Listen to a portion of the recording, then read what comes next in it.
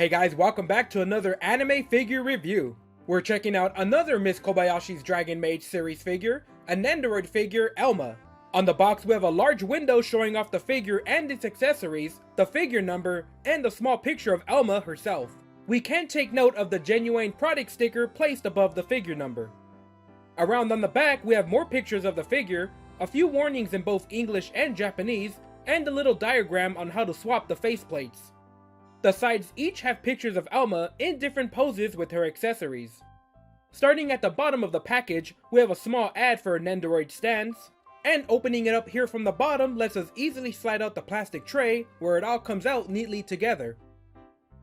One nice thing about Japanese figures is that they commonly come with protective plastic sheets between the joints to prevent paint rubbing during shipping. Just like the rest of the dragons of this series, Elma herself is a dragon from an alternate world. She is a powerful member of the Harmony faction, in direct opposition to Toru, and is assumed to be equal in power and strength. Her first appearance is in issue 23, where it is hinted that a new dragon has used the portal Toru has created to enter the Earth. Elma's first objective is to bring back Toru to their own world, fearing that Toru is only on Earth to conquer it. To prevent a fight from destroying Kobayashi's apartment, Toru tricks Elma into using a portal, sending her away. Elma would then reappear the next day, but once again is tricked into leaving by offering her sweets, one of her weaknesses.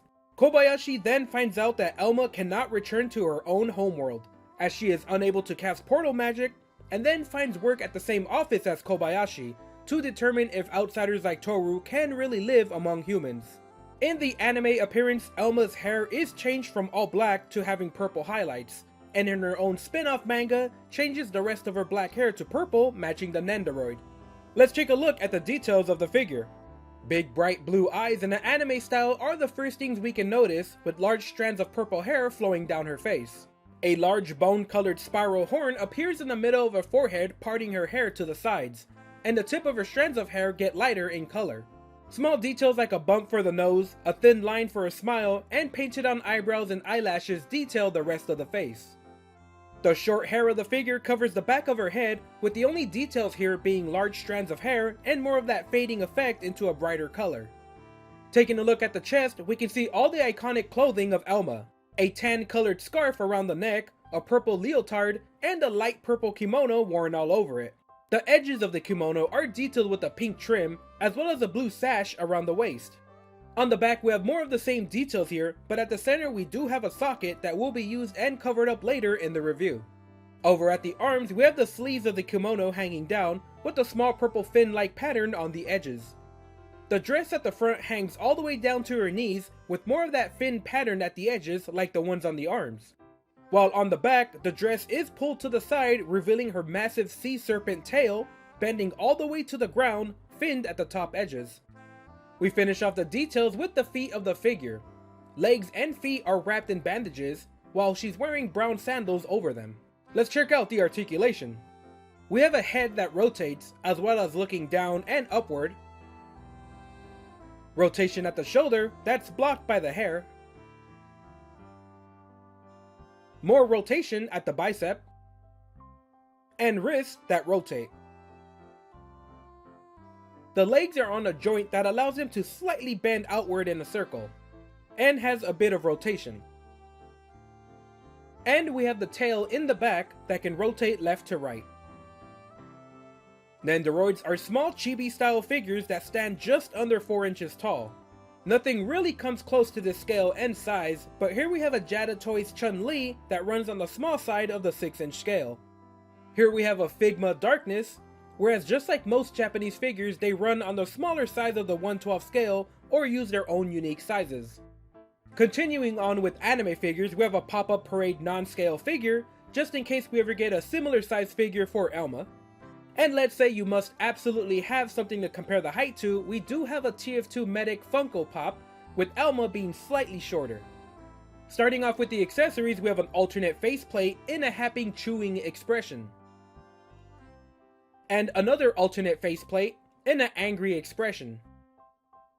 Installing the alternate head can be tricky for new collectors.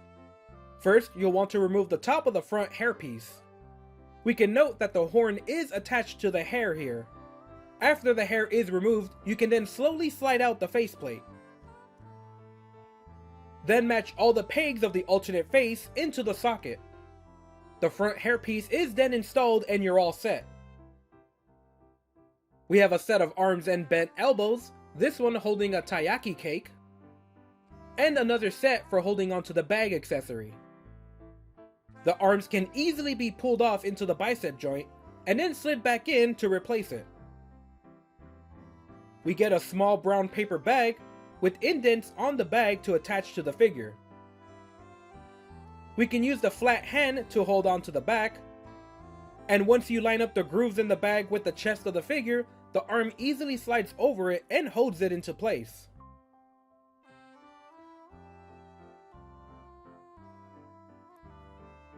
We have Elma's iconic weapon, the trident, and a small grasping hand to hold it. The hand tightly fits over the trident, sliding all the way into place. Just like the forearms, the wrists easily come off of the socket where we can simply peg the new hand in. This is also true for both hands of the figure. We have a clear plastic base with many holes to attach the arm accessory into. The arm has 3 points of articulation, allowing more room to pose the figure, with a small adapter attached to the end to insert into the figure's back. You can use the small adapter to socket into the back of the figure, and then plug the arm into the figure. Securing it to the base holds the figure very well, allowing you to even pose it in a floating position. And lastly, we have a spare neck joint. Finally, we have the best girl of the show, Elma, and her appearance as a Nendoroid figure captures the cuteness of her character very well in this figure form. Better late than never, the Dragon Maid series of Nendoroid is finally getting more characters finished, and major characters like Elma are a great way to finish up the collection, especially for fans that are starved for more figures of the show. Although fans of Elma will know that this is just one version of the figure, that mostly takes its appearance from a mixture of the anime and the spin-off manga, so there's still hope that we can get a classic look or even an office working outfit figure. Hopefully, Good Smell can keep on releasing figures of this series and get the rest of the side characters out as well.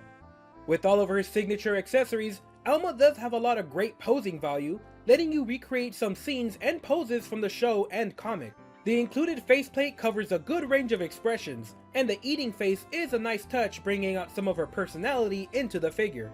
The taiyaki pastry and bag accessory each have their own arms set up just for this figure, and is another nod to the comics, as she's seen eating them in both her official artwork and in the anime.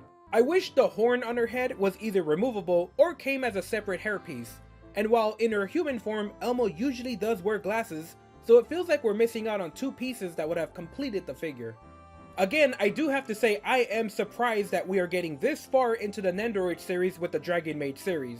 Normally, fans of the show don't really have a choice in figures, as merch from the anime is extremely limited and looks like we're getting a loophole by releasing figures based on the manga instead. I'm not sure why it's taken this long to get a series as popular and long-standing as Dragon Maid to get figures, but I'm just glad we're getting figures of our favorite characters, especially great figures like the Nendoroids that really capture the figure's likeness very well. Nendoroid Elma makes a great alternative to the expensive and rare statues, and is probably one of the only options left for a figure of Elma. It's a great piece that any fan of the Dragon Maid series would love, and definitely worth checking out. Alright guys, that's it for this review. Leave a comment letting me know how you like this figure, subscribe or share this video with your friends to help out the channel.